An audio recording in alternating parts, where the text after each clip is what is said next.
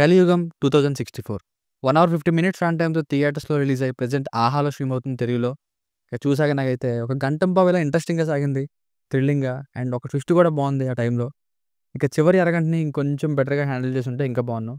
నాకైతే ఒకసారి try చేయొచ్చనే feel అయితే కలిగింది. కానీ అందరికీ నచ్చే ఫిల్మ్ అయితే కాదనిపించింది. కంప్లీట్‌గా డిఫరెంట్ అండ్ ఫిక్షనల్ సెట్టింగ్‌తో మేబీ 'ప్రభాస్' గారు 'కల్కి' మూవీ నుండి ఇన్‌స్పైర్ అయ్యారనుకుంటా. ఈ సైన్స్ ఫిక్షన్ ఫిల్మ్ అటెంప్ట్ అయితే బావుంది. రొటీన్ సినిమాని చూసి చూసి కొంచెం డిఫరెంట్‌గా ఉండడం వల్ల ఏమో కొంత నచ్చింది మూవీ. సింపుల్‌గా అసలు మానవత్వమే లేని యుగాన్ని చూపించారు. ఫ్యామిలీతో చూడొచ్చా అంటే ఇబ్బంది పెట్టే సన్నివేశాలేం లేవు. సో చూడొచ్చు.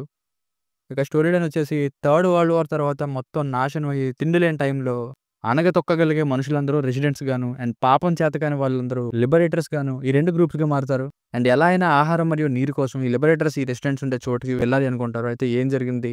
ఆపదల్ని దాటుకున్నారా లేదా? ఇందులో సేఫ్ హౌస్ చుట్టూ వచ్చే కథేంటి? ఇది మిగతా స్టోరీ. Plus points. సినిమాలోని యూనిక్ పాయింట్స్‌నే కొత్తగా అనిపించాయి. అసలు తినడానికి తిండి కూడా లేని సమయంలో మనుషుల ఆవేదన, అదే టైంలో వాళ్ళపై చేసే పెత్తనం, ఒకరినొకరు దయాదాక్షిణ్యాలు లేకుండా చంపేసుకోవడం, ఇలాంటి సీన్స్ ఎమోషనల్‌గా టచ్ అయ్యాయి. అండ్ అసలు ఫ్యూచర్‌లో ఇలా జరుగుతుందని ఎక్స్‌పెక్ట్ చేసే ఈ థాట్స్‌నే కొంచెం అట్రాక్టివ్‌గా ఉన్నాయి సినిమాలో. అండ్ ఆ వరల్డ్ బిల్డింగ్ కూడా బావుంది. యుద్ధంలో నాశనమైన తర్వాత మిగిలి ఉన్న ప్రదేశంలో జరుగుతుంది కథ అంతా కూడా. మెయిన్‌గా ఈ ప్లేస్‌లో ఒక 40 మినిట్స్ ఉంటే అక్కడి నుండి మూవీ సేఫ్ హౌస్‌లోకి ఒక్కొక్కరిగా వెళ్ళే మోడ్‌లోకి మారుతుంది. అక్కడే ముందు కిషోర్ గారు జరిగిన దాన్ని, ఆ తర్వాత వచ్చే శ్రద్ధా శ్రీనాథ్ గారి ఎంట్రీ తర్వాత వచ్చే కథతో థ్రిల్లింగ్‌గా మార్చారు.